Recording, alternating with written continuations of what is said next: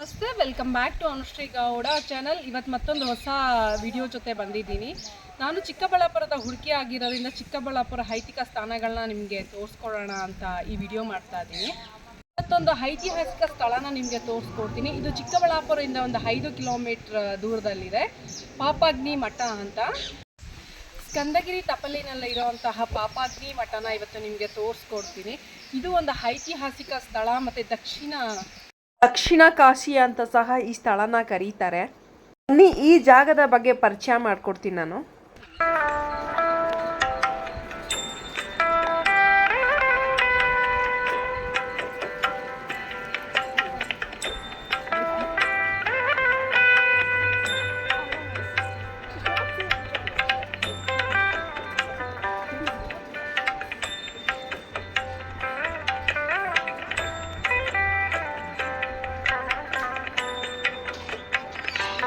ದೇವಸ್ಥಾನದ ವಿಶೇಷ ಏನು ಅಂದರೆ, ನೀವು ದೇವಸ್ಥಾನದ ಒಳಗಡೆ ಪುಣ್ಯರ 5 ಜೀವಸಮಾಧಿಗಳನ್ನ ನೋಡಬಹುದು.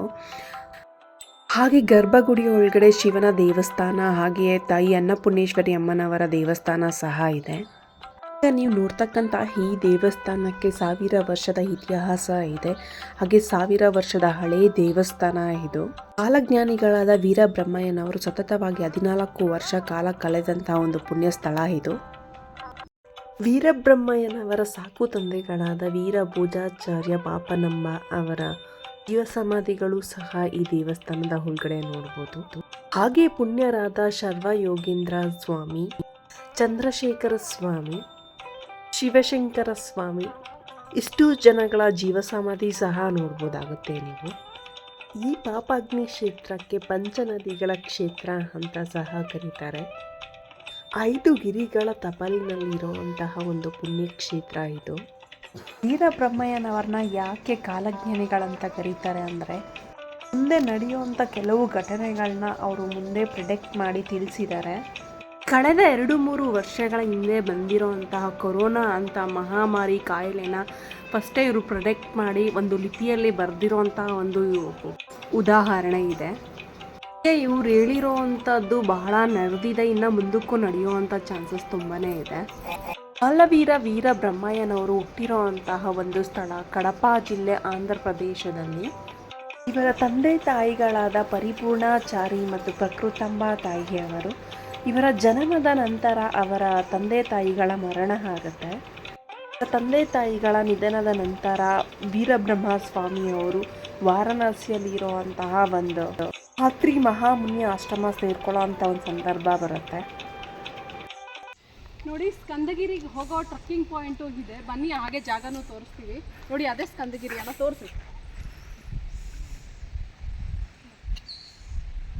ನೋಡಿ, ಟ್ರಕ್ಕಿಂಗ್ ಪಾಯಿಂಟ್ ಹೋಗೋವಂಥ ಪ್ಲೇಸ್ ಇದೆ, ತೋರಿಸ್ತೀನಿ. ಮುಂದೆ ಹೋಗ್ತಾ ಹೋಗ್ತಾ ಇಲ್ಲೊಂದು ಆಶ್ರಮ ಇದೆ. ಯಾವುದೋ ಆಶ್ರಮ ಅಂತ ಹೇಳ್ತೀನಿ ಬನ್ನಿ. ನೋಡಿ, ಇಲ್ಲಿ ಒಂದು ಆಶ್ರಮ ಇದೆ. ಆಶ್ರಮದ ಹೆಸರು ಓಂಕಾರ ಜ್ಯೋತಿಶ್ರೀ ಆಶ್ರಮ ಅಂತ. ಆಶ್ರಮದ ಒಳಗಡೆ ತೋರ್ಸೋಕ್ಕೆ ಆಶ್ರಮ ಬಾಗಿಲು ಹಾಕಿತ್ತು ಗೇಟಲ್ಲೇ. ಒಳಗಡೆ ಏನೂ ತೋರ್ಸೋಕ್ಕಾಗಲಿಲ್ಲ. ಬಟ್ ನಾನು ಚಿಕ್ಕ ಹುಡುಗಿಯಲ್ಲಿ ಆಶ್ರಮದ ಒಳಗಡೆ ಎಲ್ಲ ನೋಡಿರೋ ಒಂದು ಸಂದರ್ಭ ಇದೆ. ಸೊ ನೆಕ್ಸ್ಟ್ ಟೈಮ್ ಏನಾದರೂ ಆದರೆ ಅದನ್ನು ಸಹ ನಾನು ಒಂದು ವಿಡಿಯೋ ಮಾಡಿ ಹಾಕ್ತೀನಿ.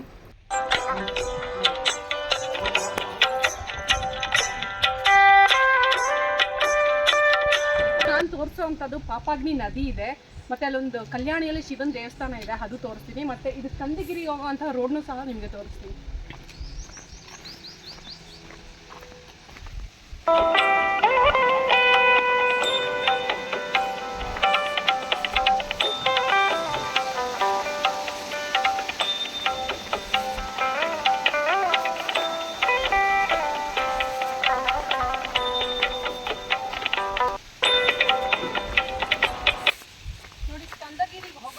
ರೋಡು ಇಲ್ಲಿ ಬೋರ್ಡ್ ಹಾಕಿದ್ದಾರೆ, ಮುಂದೆ ಬಂದರೆ ಗೊತ್ತಾಗುತ್ತೆ.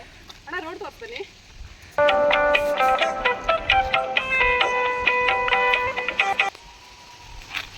ಸ್ಕಂದಗಿರಿಗೆ ಟ್ರಕ್ಕಿಂಗ್ ಬರಬೇಕು ಅಂತಂದರೆ ಆನ್ಲೈನಲ್ಲಿ ಬುಕ್ಕಿಂಗ್ ಇರುತ್ತೆ. ಸೊ ಬುಕ್ಕಿಂಗ್ ಮಾಡಿದ್ರೆ ಯಾವುದೇ ಕಾಲಕ್ಕೂ ಬರಬೇಡಿ, ಹೊರಗಿನವರು ಬಿಡಲ್ಲ. ಇನ್ ಕೇಸ್ ಚಿಕ್ಕಬಳ್ಳಾಪುರದವರೇ ಆಗಿದ್ರೆ ನಿಮ್ದು ಆಧಾರ್ ಕಾರ್ಡ್ ತೊಗೊಂಬಂದು ತೋರಿಸಿ, ಅಲ್ಲಿ ಫಾರೆಸ್ಟ್ ಆಫೀಸರ್ಸ್ ಇರ್ತಾರೆ.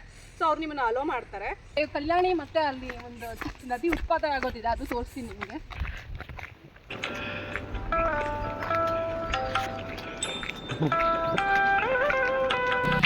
ನೀವು ಮುಂದೆ ನೋಡ್ತಕ್ಕಂಥ ಒಂದು ಸ್ಥಳ ವೀರಬ್ರಹ್ಮಯ್ಯನವರು ಸ್ತುತಿ ಧ್ಯಾನ ಮಾಡೋ ಒಂದು ಪುಣ್ಯ ಸ್ಥಳನ ನೀವು ನೋಡ್ತೀರಾ. ಹಾಗೆ ನದಿ ಉಗಮವಾಗುವಂಥ ಒಂದು ಸ್ಥಳನ ಸಹ ಮುಂದೆ ನೋಡ್ತೀರಾ ನೀವು.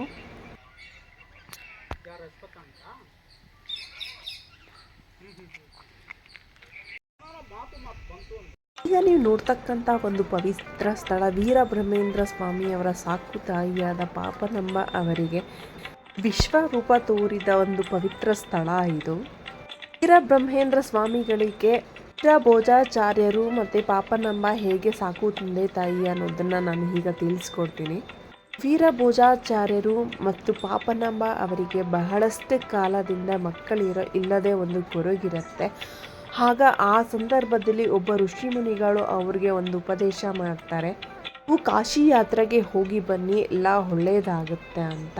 ದಂಪತಿಗಳಿಬ್ಬರು ಕಾಶಿ ಯಾತ್ರೆಗೆ ಹೋದ ಸಂದರ್ಭದಲ್ಲಿ ವಾರಣಾಸಿ ಮಠಕ್ಕೆ ಸಹ ಹೋಗ್ತಾರೆ. ಆತ್ರಿ ಮಹಾಮುನಿ ಆಶ್ರಮಕ್ಕೆ ಭೇಟಿ ಮಾಡ್ತಾರೆ. ಸಂದರ್ಭದಲ್ಲಿ ವೀರಬ್ರಹ್ಮಯ್ಯನವರನ್ನು ಆಗ ದತ್ತುಪುತ್ರನಾಗಿ ಪಡೆದಿರುವಂಥ ಒಂದು ಸಂದರ್ಭ. ವೀರಭೋಜಾಚಾರ್ಯರು ಮತ್ತು ಪಾಪನಂಬ ಅವರು ಕಾಶಿ ಯಾತ್ರೆನ ಮುಗಿಸ್ಕೊಂಡು ವೀರಬ್ರಹ್ಮಯ್ಯನವರನ್ನು ದತ್ತು ತಗೊಂಡು ವಾಪಸ್ ಬರಬೇಕಾದ್ರೆ ಅವರು 3 ಜನ ಅಂತ ಹೇಳ್ತಾರೆ. ಅದರಿಂದ ಅಲ್ಲಿ ಋಷಿಮುನಿಗಳು ಇವರಿಗೆ ಒಂದು ಲಿಂಗವನ್ನು ಕಳಿಸ್ತಾರೆ. ಆ ಲಿಂಗವನ್ನು ಬಂದು ಇಲ್ಲಿ ಪಾಪಾಗ್ನಿ ಮಠದಲ್ಲಿ ಸ್ಥಾಪನೆ ಮಾಡಿದ್ದಾರೆ.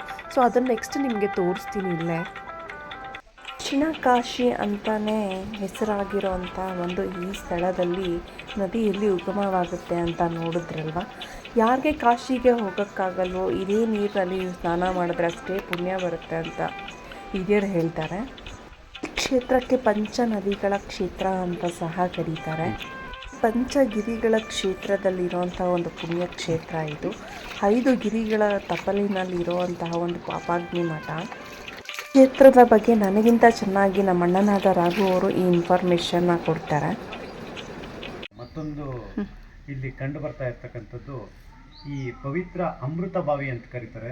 ಇದನ್ನು ಗಂಗಾ ಜಲ ಅಂತ ಸಹ ಕರೀತಾರೆ. ಇದರ ವಿಶೇಷ ಏನು ಅಂದರೆ ಇಲ್ಲಿ ಪಾಪಾಗ್ನಿ ನದಿಯ ಉಗಮ ಸ್ಥಾನ ಇದು.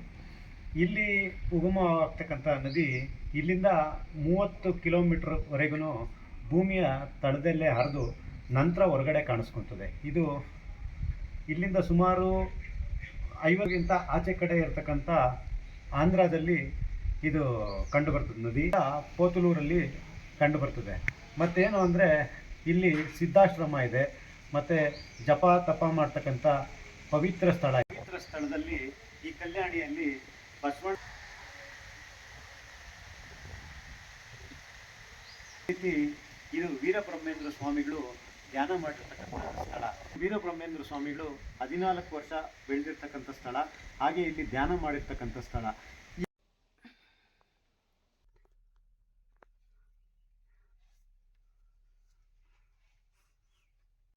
ಈ ಸ್ಥಳದ ಮತ್ತೊಂದು ವಿಶೇಷ ಏನು ಅಂದರೆ ಇಲ್ಲಿ ವರ್ಷಪೂರ್ತಿ ದಿನದ 24 ಗಂಟೆ ಸಹ ಹಿಂದಿನ ದಿನಗಳಲ್ಲಿ ಇಲ್ಲಿ ಗಂಗಾಜಲ ಹರಿದು ಬರ್ತಾ ಇತ್ತು. ಈಗ ಮಳೆಗಾಲದಲ್ಲಿ ಸಹ ಮಾತ್ರ ಬರ್ತಾ ಇದೆ, ಬೇರೆ ಟೈಮ್ನಲ್ಲಿ ಬರ್ತಾ ಇಲ್ಲ. ಯಾರಾದರೂ ಅದನ್ನು ನೋಡಬೇಕು ಅಂದರೆ ನೀವೀಗ ಮಳೆಗಾಲದಲ್ಲಿ ಬರ್ಬೋದು.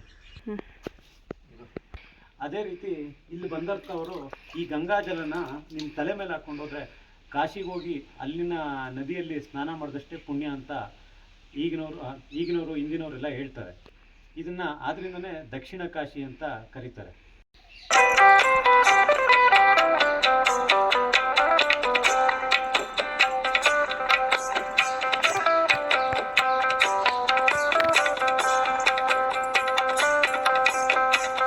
ಅಮೃತ ಬಾವಿ ಹತ್ರ ಮತ್ತೊಂದು ಮಾಹಿತಿ ನಿಮ್ಗೇನು ಸಿಗುತ್ತೆ ಅಂದರೆ ಇಲ್ಲೇ ಸಿದ್ಧಾಂಜನೇಯ ಸ್ವಾಮಿ ದೇವಾಲಯ ಸಹ ಇದೆ. ಈ ಪವಿತ್ರ ಪಾಪಾಗ್ನಿ ನದಿ ಮೂಲ ಇದೇ ಆಗಿದ್ದು, ಇಲ್ಲಿಂದ ನಾವು ಬಲಗಡೆಗೆ ಹೋಗೋದಾದರೆ ಶ್ರೀ ಕಾಶಿ ವಿಶ್ವನಾಥ ಸ್ವಾಮಿ ಕಲ್ಯಾಣಿಗೆ ದಾರಿ ಆ ಕಡೆ ಕಾಣುತ್ತೆ. ಸಾಮಾನ್ಯವಾಗಿ ಈ ಸ್ಥಳಕ್ಕೆ ಬರತಕ್ಕಂಥವರು ಯಾರಾದರೂ ನೀವೇನಾದರೂ ತಿಂಡಿಗಳು ಏನಾದರೂ ಎತ್ಕೊಂಡು ಬರೋದಿದ್ದರೆ ಸ್ವಲ್ಪ ಹುಷಾರಾಗಿ ಬನ್ನಿ. ಏಕೆ ಅಂದರೆ ಇಲ್ಲಿ ಹೆಚ್ಚಿನಾಗಿ ಕೋತಿಗಳು ತುಂಬ ಇದೆ. ಯಾಕೆ ಅಂದರೆ ಇಲ್ಲಿ ಆಂಜನೇಯ ಸ್ವಾಮಿ ದೇವಸ್ಥಾನ ಕೂಡ ಇಲ್ಲೇ ಇದ್ದು ಅದು ಕೂಡ ಇಲ್ಲೇ ವಾಸಿಸ್ತಾ ಇದೆ. ನೀವು ಹುಷಾರಾಗಿ ತಂದು ಹುಷಾರಾಗಿ ತೊಗೊಂಡು ಹೋಗ್ಬೇಕಂದ್ರೆ ನಾನು ಆವಾಗಲೇ ತಿಳಿಸ್ದಾಗೆ ಹೀಗೆ ನಮ್ಮ ಬಲಗಡೆ ಹೋಗೋದಿದ್ರೆ ಶ್ರೀ ಕಾಶಿ ವಿಶ್ವನಾಥ ಸ್ವಾಮಿ ಕಲ್ಯಾಣಿ ಈ ಬಲಗಡೆಗಿದೆ.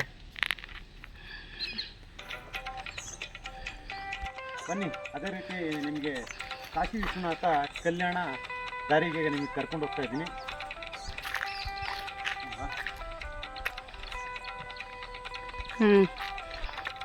ಸ್ಟಾರ್ಟ್.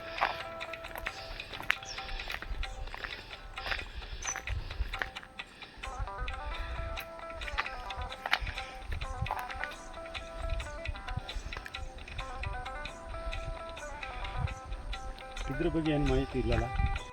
ಮತ್ತೊಂದು ಸ್ಥಳನ ನಿಮಗೆ ಪರಿಚಯ ಮಾಡಿಕೊಡ್ತೀನಿ. ಶ್ರೀ ಕಾಶಿ ವಿಶ್ವನಾಥ ಕಲ್ಯಾಣ ಅಂತ ಸಹ ಕರೀತಾರೆ. ಬನ್ನಿ ತೋರಿಸ್ಕೊಡ್ತೀನಿ ಯಾವ ಥರ ಇದೆ ಪ್ಲೇಸು ಅಂತೆಲ್ಲ.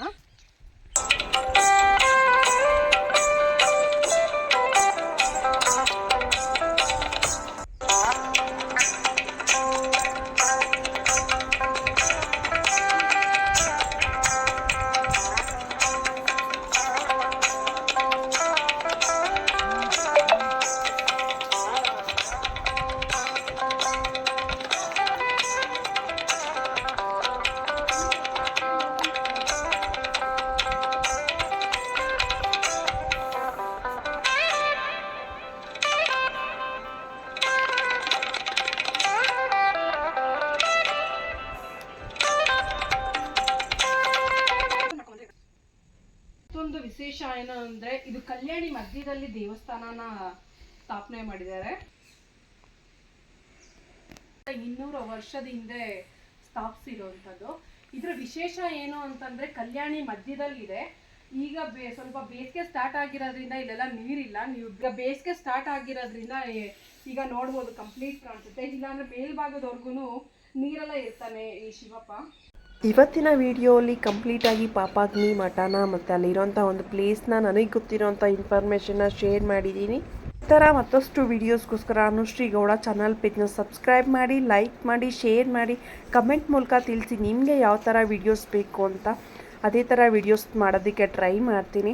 Thanks for watching this video. Stay tune for the next video. Bye.